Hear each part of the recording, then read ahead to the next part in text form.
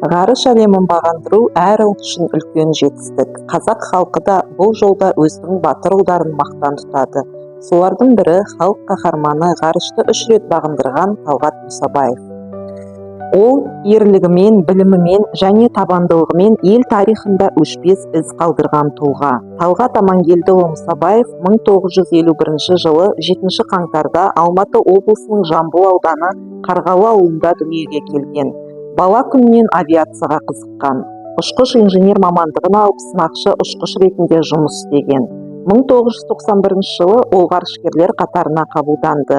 Ғарышқа 3 рет ұшты. Ең алғаш рет 1994 жылы Союз ТМ-19 кемесімен Мир станциясына.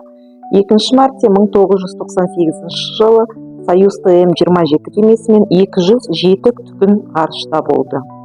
2001 жылы Союз ТМ-32 арқылы халықаралық ғарыш станциясына ұшты. Жалпы алғанда Талғат Мұсабаев 341 тәуліктен астам уақытын ғарышта өткізді. Ол 7 рет ашық ғарышқа шығып, түрлі ғылыми зерттеулер жүргізді.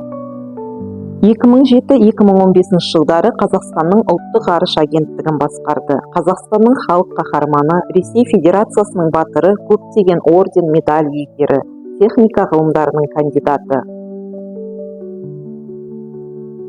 Талғат Мұсабаев тек қазақ халқының емес, бүкіл адамзаттың мақтанышы.